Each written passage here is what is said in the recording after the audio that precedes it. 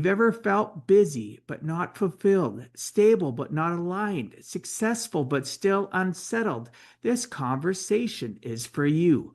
I'm going to go through parts to help you discover if you're drifting in life yourself. Part one: drift doesn't announce itself. Drifting doesn't feel dangerous. That's the problem. You're responsible. You work hard. Welcome to Give a Heck. I am your host, Dwight Heck, and for much of my life, lived my life in quiet desperation, wondering how I was going to pay the bills, take vacations, save for retirement, and one day wondering if I would get off the hamster wheel of life and have purpose. A life that most of society lives, which takes us to work, then home, then repeat, and pays us hopefully enough just to survive. The harsh truth that most live with more months than money and have no idea how to live life on purpose, not by accident. This ensures the mass majority are living not just financially broke, however emotionally and mentally as well due to financial pressures. In each episode, I will introduce you to thoughts, ideas, and guests that can help you to learn how you too can live life on purpose, not by accident. Welcome back to the Give a Heck podcast, where we educate you how to live life on purpose and not by accident.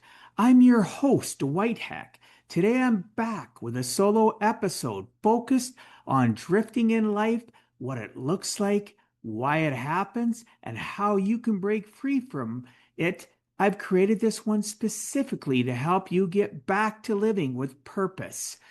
Today's episode is a wake-up call, not motivation, not hype, not theory, a wake-up call. After more than 24 years working with individuals and families through financial planning, life transitions, and major personal decisions, I've noticed something that honestly concerns me. Most people don't destroy their lives with one bad decision. They lose direction. Slowly, quietly, they drift. I've sat across the table from successful professionals, business owners, hardworking families, people doing what society told them was right, only to hear them say something incredibly honest. Dwight, I don't know how I ended up here. And if I'm being transparent, there have been seasons in my own life where I've asked that same question. If you've ever felt busy but not fulfilled, stable but not aligned, successful but still unsettled, this conversation is for you. I'm going to go through parts to help you discover if you're drifting in life yourself. Part one: drift doesn't announce itself. Drifting doesn't feel dangerous. That's the problem. You're responsible. You work hard. You handle obligations. You show up for your family, career, and commitments. Life looks fine. Bills are paid. Income is incoming. Nothing appears broken, but stability and intentionality are not the same thing. There were periods in my own journey where progress meant staying busy, serving clients, meeting expectations, solving immediate problems. From the outside, everything looked productive. But being busy is not proof you're moving in the right direction. Drift begins the moment we stop asking where our effort is actually leading us. Part two: where drift quietly takes hold over decades. In my profession, I've seen drift show up in predictable places. Financial drift, no written plan, no defined outcome, just assumptions such as, I think we're doing okay. Income grows, lifestyle grows, expenses follow, but direction undefined. One of the hardest truths in financial planning is this: time forgives almost nothing. Compound growth rewards early intention. Delay quietly removes options and most people don't notice until choices become limited. Career drift. Security replaces purpose. You stay because it's comfortable, because change feels risky, because starting over feels irresponsible. Years pass maintaining stability instead of building alignment. Relationship drift. Connection becomes assumption. You stopped investing emotionally because life feels busy. Communication becomes logistical instead of meaningful. Nothing collapses, it just slowly weakens. Health drift. You plan to prioritize yourself later, after the busy season, after retirement, after things calm down. Later eventually sends a bill. Purpose drift. This is the most dangerous one. You stop asking, why am I doing this? What am I building? Who am I becoming? You begin living reactively instead of intentionally, and drift becomes your default direction. Part 3. The real costs nobody talks about. People assume financial mistakes are the biggest regret I see. They are not. The deepest regret sounds different. I wish I had started sooner. I thought I had more time.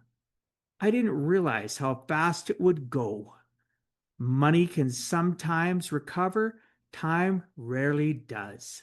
I've watched intelligent, disciplined people arrive 10 or 15 years later than they needed to, not because they failed, but because they postponed clarity.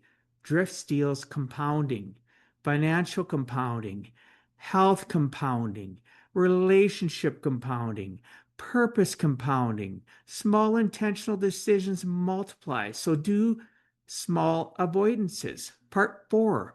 My own wake up moments. I'm not speaking from a pedestal. There were moments where I stepped back and realized I was working incredibly hard, but reacting more than leading, doing meaningful work, but not always evaluating whether my direction still matched my values.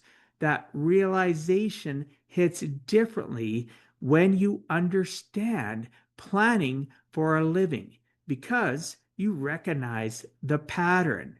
You see how easy it is to help others design intentional lives while slowly postponing your own recalibration. Busy can't disguise drift extremely well, and once you see it, accountability becomes unavoidable. Part 5. The question most people avoid here is the uncomfortable question: what decision have you been delaying? Not because you don't know the answer, but because action requires change. Almost every major financial correction I've ever witnessed started with a conversation someone avoided for years. The investment review, the career shift, the honest relationship discussion, the health commitment. Drift survives on delay. It's not urgent.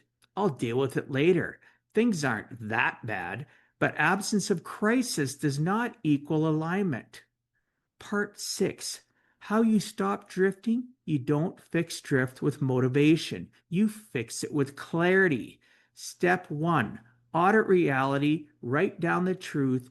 Finances, debt, savings, health, fulfillment, relationships. You cannot improve what you refuse to measure.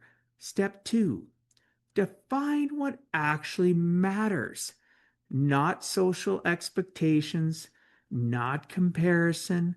What matters to you? Freedom, security, faith, impact, family. Direction requires definition. Step 3. Build a written plan. Hope is not a strategy.